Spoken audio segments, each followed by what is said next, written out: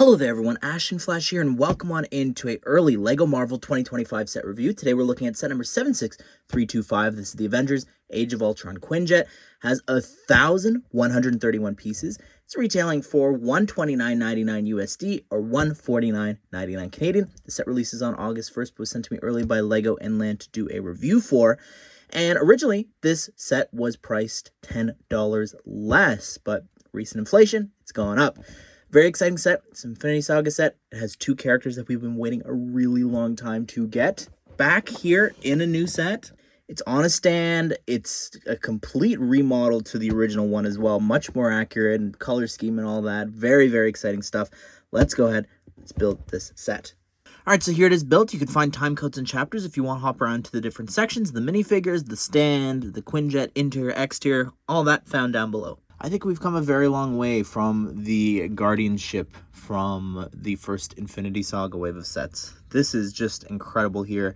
So much fun to turn and spin on this stand. It looks amazing. It can also actually have it be on an angle so that it can actually fly upwards. You could see the angle that this is on now. And the whole beam there as well on the stand is on an angle, allowing it to really feel dynamic, and you can have it actually flying upwards and rotated around just a bunch of different ways, which I think is really great. I love how that looks, and it's also connected so much stronger. Watch as I separate it here. You could see you've got those blue Technic pins there, as well as all of those red studs attached to this, and then you have to line it up with those holes in the 2x4 plate. I also like that you create this really long beam that it's connected to as well. I feel like this is much more sturdy, and it just turns and spins so easily. You could manually turn it, but I think it's just meant, the gear there is just meant to help turn things and make things move smoother. Something new for this stand is the added Technic pieces and everything here, the connection points for all of these superhero posing pieces, which I think is really fun and adds a lot to the scene. So you take Widow's bike and you place it here on the one stand.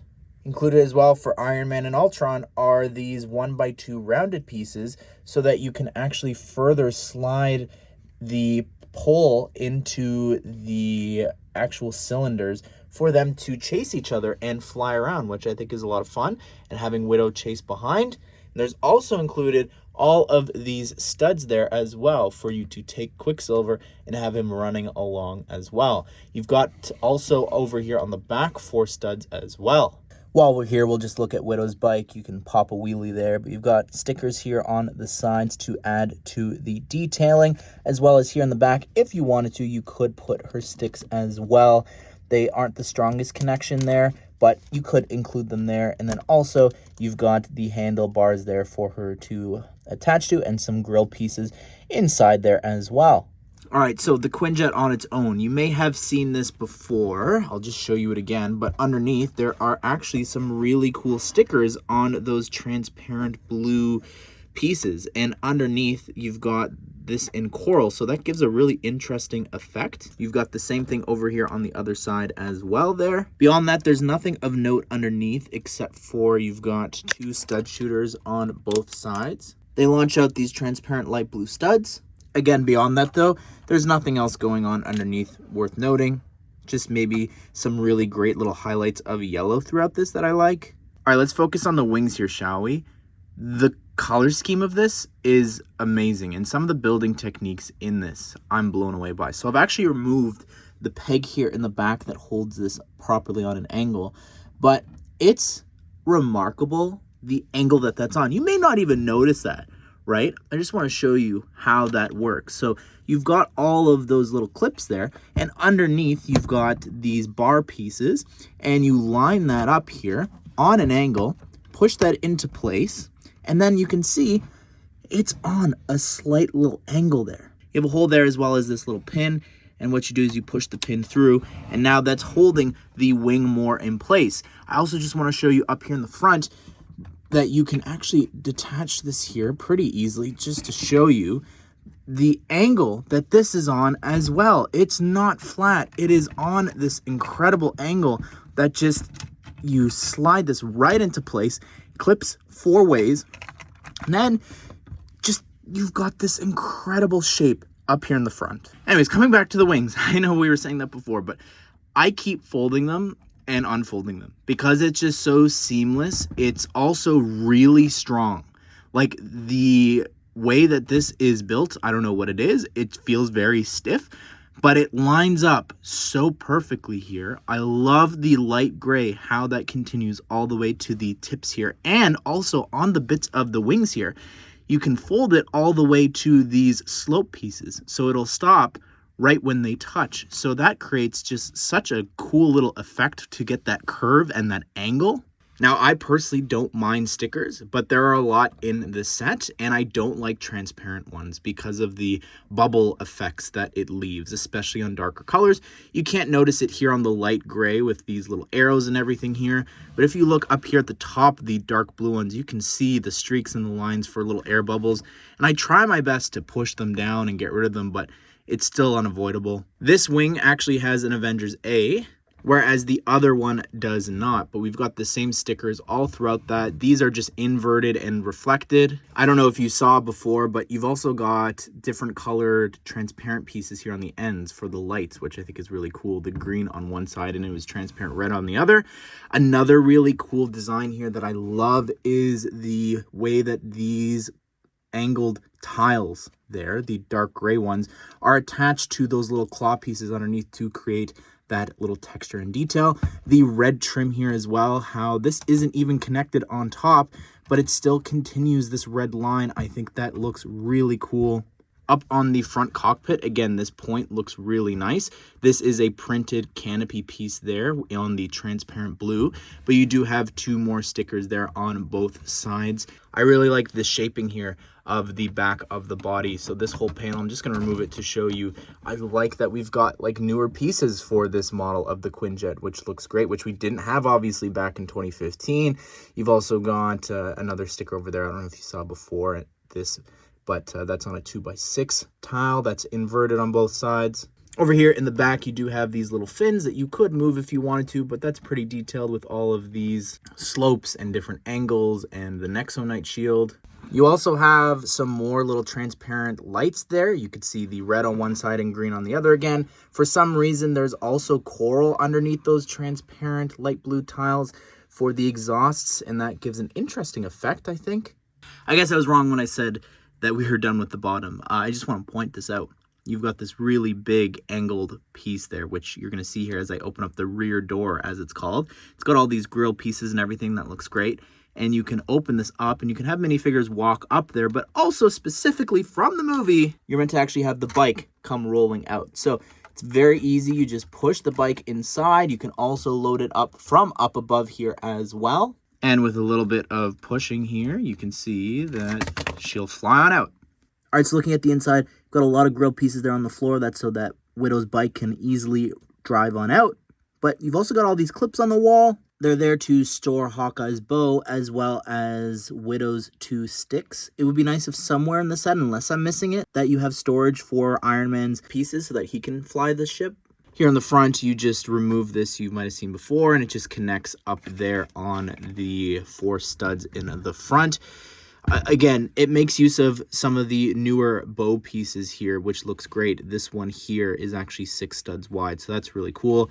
You've got a sticker here on this one wall, like schematics of the Quinjet, as well as you've got a little green transparent stud on that one side, matching the rest of the build. And you guessed it, a red one on the other side, as well as a alert that Ultron is attacking, so that's a cool little sticker. There are 2 seats for 2 other Avengers there in the back. We've also got some grill pieces acting as a ladder to get up to the next section. And up here in the front, you've got a spot to put Hawkeye inside, even with the quiver, which is great. You don't have to remove it. You've got this classic little 1x2 panel there. And then on the other side here, this screen, it's just easier if I remove it. You've got a sticker here for a targeting system. I'm very, very, very, very disappointed that this set, a display piece of Avengers Age of Ultron, does not have any reference to Jarvis here about Jarvis being his co-pilot. I am so sad about that.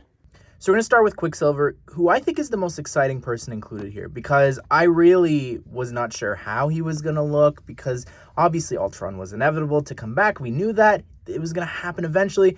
Quicksilver, though, wasn't too sure on how, and he looks great. I really love this much more accurate color scheme here. It looks great with the sand blue. If you look at this old figure here, oh my goodness.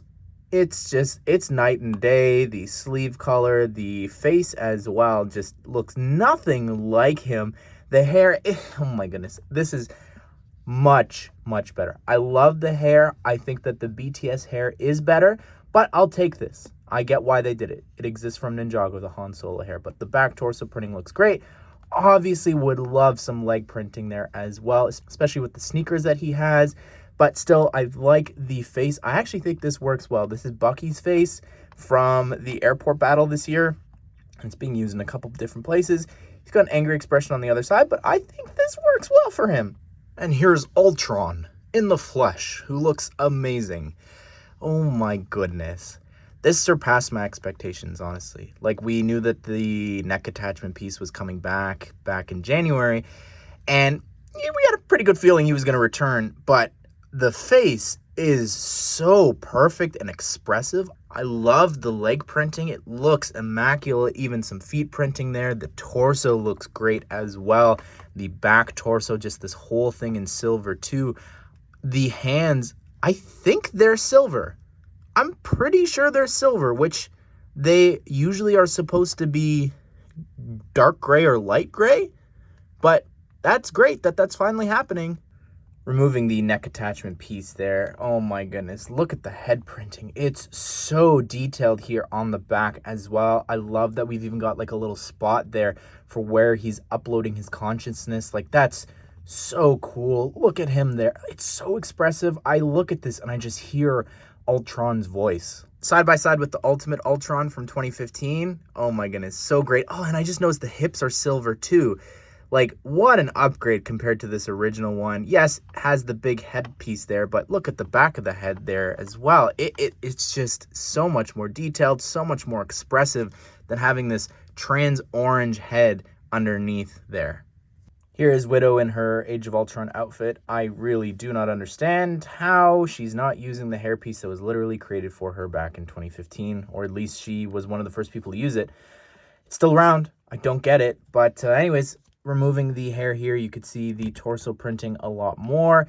It's very detailed. The legs, that's from the Avengers Tower, first introduced there, and it's appearing in so many other places now. Back torso looks good. The face is fine. I think it works well for her. I feel like she's really claimed that face as her own at this point. It's even across now over in Jurassic World for Scarlett Johansson. Here is Hawkeye, who looks amazing here. I love this figure so much. Just incredibly detailed. You've got the quiver as well as the bow here from the Series 2 minifigure series from Marvel. The torso, the legs, just incredible. The face, however, does not really work, I think, for him. It's fine. It just could use a second expression. At this point, just make a face for him and then just use it everywhere, I think, just because he's in a lot of sets. And this is what the back of the torso looks like. I'm glad they don't print the quivers anymore. I think having the actual back design looks so much better. And here is Iron Man in the Mark 43. I think this needed to be the Mark 45. I really just think that it would have made this more interesting, would have fit with it being the last version of Ultron there that we're chasing. I don't really like that we're just reusing this to reuse it because it's Age of Ultron. But it's a great figure. Torso printing, leg printing looks great and all that. And you've got the helmet that looks cool. You've got the heads-up display, obviously, underneath, as well as the generic Tony Stark face there, as well as some great back printing. But no hairpiece included, which I think is a shame as well, for him to be able to take the helmet off and pilot the ship. So I think this is a real miss for this figure here. I don't have a problem with anybody else in the set except for him. Anyways, everyone, that is my review of the Age of Ultron Quinjet set. I think they did a great job here. I think this is the best this has ever looked. I think this may be our best Quinjet. I love the display of the colors here, the folding of the wings. It's an incredible, incredible model. I think they've perfected the stand as well, incorporating the new posing. It's a lot of fun overall. Could definitely use some more characters and figures here. I would have loved to get the Cradle build with Vision here. Would have really enticed some people. Again, getting that new Iron Man armor as well. I know it's inevitable to get a new version, but still would have helped this set a lot. What do you think of the set? Be sure to subscribe, turn on the bell notifications so you don't miss out on future LEGO Marvel set news and reviews just like this one. Hope you guys did enjoy the video. Hope you all have a great day. I will see you all in the next one.